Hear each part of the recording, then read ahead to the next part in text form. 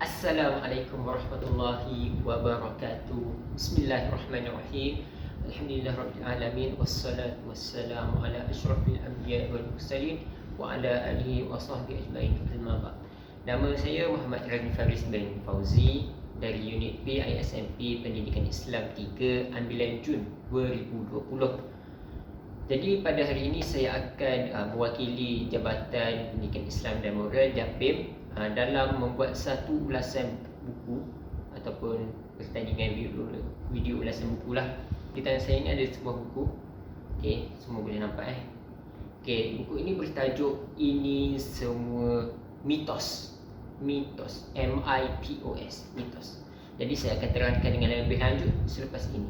Okey, buku ini ditulis oleh Ustaz Adin Roslan. Okey, siapa Ustaz Adin Roslan ini? Okey, lepas ini kita pergi dengan lebih mendalam. Siapakah beliau? Okey, mari kita lihat sedikit tentang buku ini. Okey, kalau boleh lihat di hadapan ini adalah kulit buku yang menggambarkan ini adalah Ustaz Adin dan ini adalah tangga-tangga lah. Okey, di belakang ini adalah tentang sinopsis dan media sosial tarbiyah serentak. Okey, buku ini mempunyai 280 muka surat bercetak. Okey, dan di dalam ini ada pelbagai lah benda yang menarik untuk dipersembahkan atau untuk diceritakan. Okey, baiklah, kita pergi satu persatu. Ustaz Adin Roslan, siapakah beliau?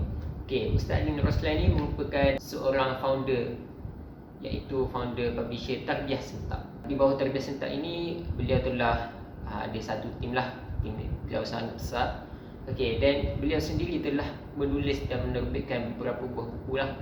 Dan buku-buku yang dikarang oleh beliau sangat masyhur atau sangat terkenal dalam kalangan remaja pada masa kini.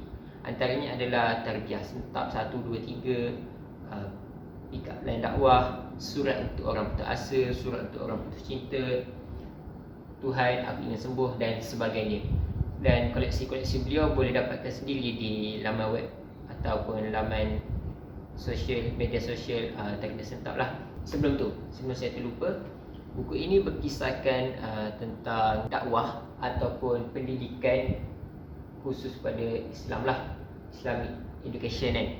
Okey, sesuai lah dengan apa orang kata, dengan kita pada masa kini lah, lebih mudah ter-open dengan benda lain. Saya rasa lepas saya bedah buku ini, anda semua akan tertarik dengan buku ini dan boleh membelinya lah dengan harga yang sangat murah, RM20 sahaja. Okey, sebenarnya saya dah beli buku ni lama, cuma baru berkesempatan untuk menghabiskan bacaan lah. Okey, jom kita pergi satu persatu. Izinkan saya membaca sinopsis buku ni dulu. Okey, di zaman fitnah ini sangat banyak fakta-fakta, fahaman-fahaman, amalan-amalan dan kisah-kisah yang masyhur. Namun hakikatnya ia adalah palsu, mitos, bahkan bertentangan dengan agama Islam. Kesannya ramai yang mula mengharamkan sesuatu yang tidak diharamkan dalam agama, menghalalkan sesuatu yang tidak halal dalam agama, menghina para nabi dan rasul. Nauzubillah, akibat percaya dengan kisah palsu, agama dianggap seperti kartun dan jadi bahan mainan, sehingga satu tahap masyarakat mula memandang rendah pada agama dan menjauhi agama. Dalam buku ini boleh kita perhatikan Ustaz Adin ini menerapkan unsur-unsur mitos ataupun benda-benda yang kita sering dengar pada masa kini, tetapi semua benda tu tak betul, menyeleweng daripada apa yang sahih, apa yang sebetulnya. Okey semua, percaya atau tidak, hakikatnya di dalam buku ini mengumpulkan pelbagai kisah-kisah yang sering kita dengar, tetapi sebenarnya benda tu semua adalah palsu. Buku ini juga mengajar kita bagaimana cara untuk kita menepis segala orang kata benda-benda yang datang, benda-benda anasir-anasir luar yang datang. Kita boleh tahu mana yang betul dan mana yang salah. Kita dapat bezakan antara betul dan salah, baik dan buruk, supaya masyarakat atau generasi pada masa kini tidak tersesat akidah dan pegangan dari Islam yang sebenar lah. Okey, mari kita buka. Okey, buku ini kita lihat dulu. Terdapat 4 bab di dalam buku ini. Yang pertamanya adalah dari mana datangnya mitos, iaitu bab 1. Di dalam bab 1 ini ada menceritakan tentang mitos. Apa itu mitos? Kita sering dengar mitos, benda tu mitos. Okay. Dan seterusnya ada tentang Israiliyat. Israiliyat pun benda yang masyhur juga, kita selalu dengar. Israiliyat ni betul ke tidak? Sebenarnya Israiliyat ni ada kisah yang lebih banyak telah diselewengkan daripada kisah-kisah sebenar. Israiliyat ni adalah cerita-cerita yang ditokok tambahkan oleh orang-orang dahululah, dan sebenarnya benda ni tak betul. Seterusnya ada budaya taksub yang mematikan hati, kesan mitos. Jika kita tak bentras mitos ni, apa yang akan terjadi?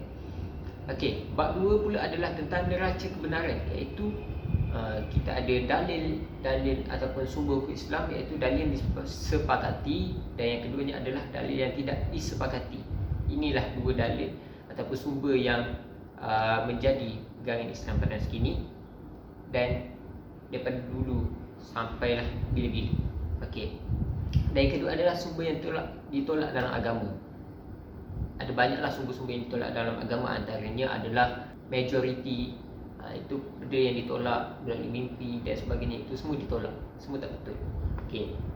Bab ketiga pula adalah bab yang paling saya sukalah, sebabnya Ustaz ini mengumpulkan lebih kurang 50 dan lebih mitos-mitos yang sering kita dengar.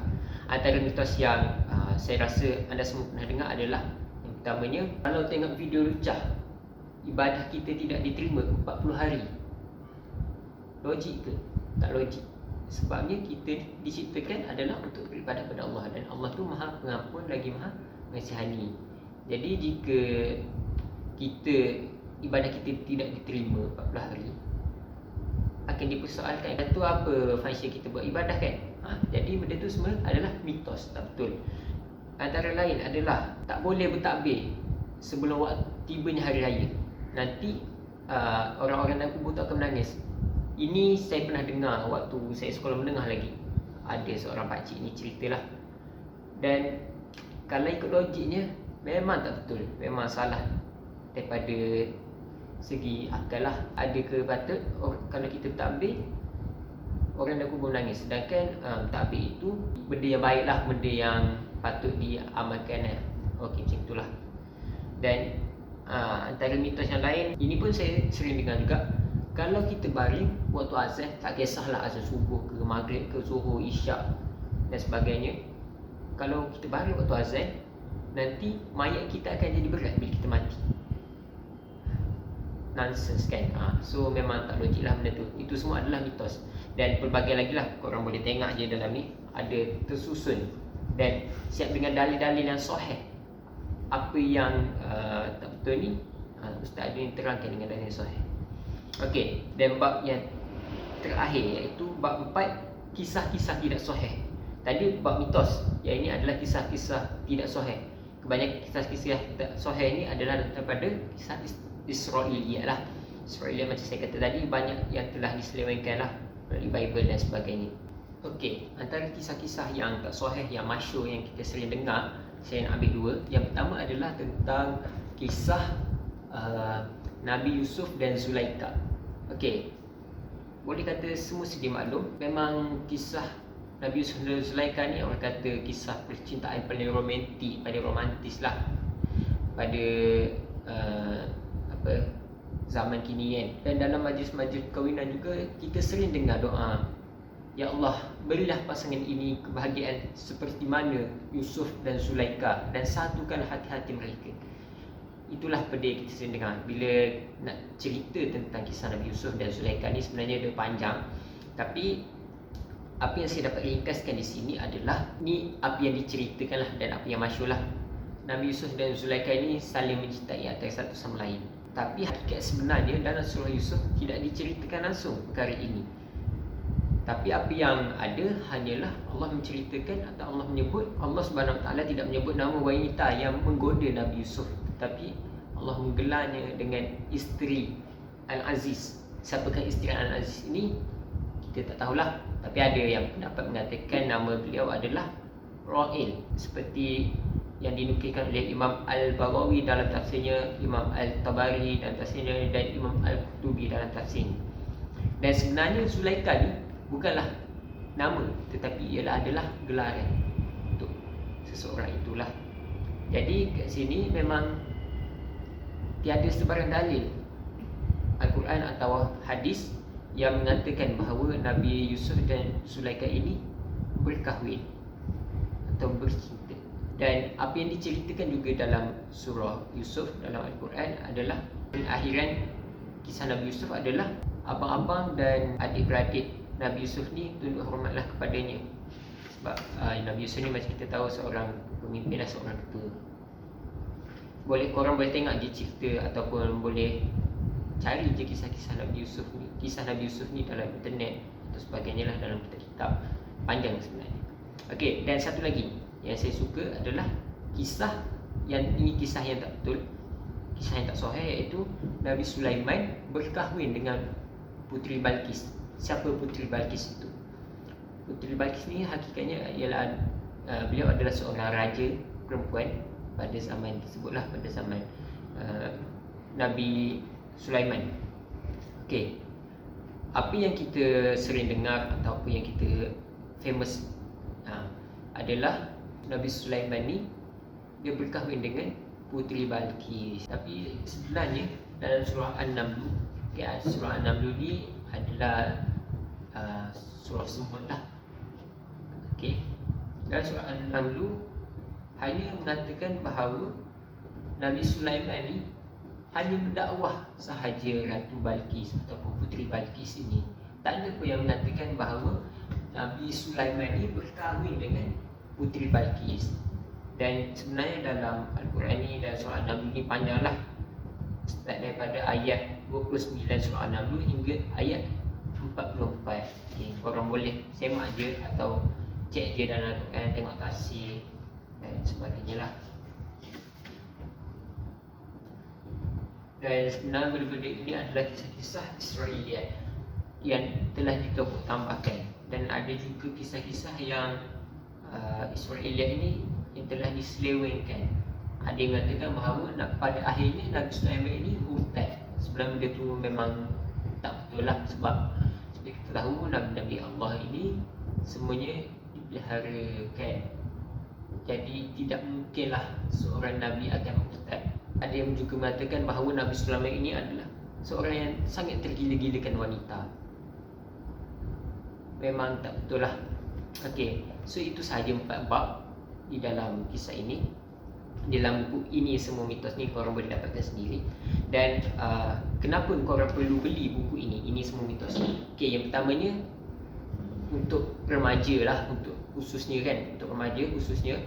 Kita ni di dalam dunia moden, dunia IT, dunia teknologi maklumat dan dunia canggih lah, saya kata kan, dunia milenial.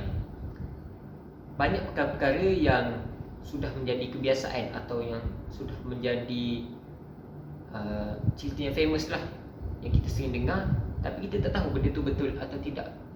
Ditambah lagi kalau kita ni seorang yang pegangan agamanya rendah. Okey, jadi dengan adanya buku-buku sebegini, buku-buku yang menghimpunkan kisah-kisah mitos dan Israeliat, kisah tak sahih dan sebagainya, jadi dapatlah membendung sikit-sikit lah, at least dapat sikit membendung diri kita daripada percaya kepada cerita-cerita atau perkara-perkara tersebut lah. Okay, dan yang keduanya, buku ini sangat menarik untuk dibaca. Sebabnya bagi saya sendiri, banyak benda yang mitos yang saya sering dengar, dan ada juga benda-benda yang baru. Dan sebenarnya kita ni sebagai seorang umat Islam atau seorang Muslim ni, kita kena berpegang kepada apa yang telah ditinggalkan oleh Nabi Muhammad lah, iaitu Al-Quran dan As-Sunnah. Seperti mana yang telah dalam sabda Nabi, taraktu fikum amrayn lan tadillu ma tamassaktum bihima, kitab Allah wa sunnatan Nabi. Aku telah tinggalkan kepada kamu 2 perkara, kamu tidak akan sesat selagi mana kamu berpegang kepada keduanya, iaitu Al-Quran dan As-Sunnah. Jadi kita kenalah berpegang kepada Al-Quran dan As-Sunnah. Dan apa-apa kisah mitos Israeliat itu, lebih baik kita tanya kepada mereka yang lebih pakar. Untuk mereka yang nak pinjam buku ini, boleh je cari saya, nanti saya akan bagi pinjam. Okay. So saya rasa sampai di sini sahaja ulasan buku ataupun bedah buku saya. Terima kasih kerana sudi menonton, dan jangan lupa like, komen, share perkara ini supaya dapat memberi manfaat kepada orang lain lah. Okey, jadi sekian, terima kasih. Assalamualaikum warahmatullahi wabarakatuh.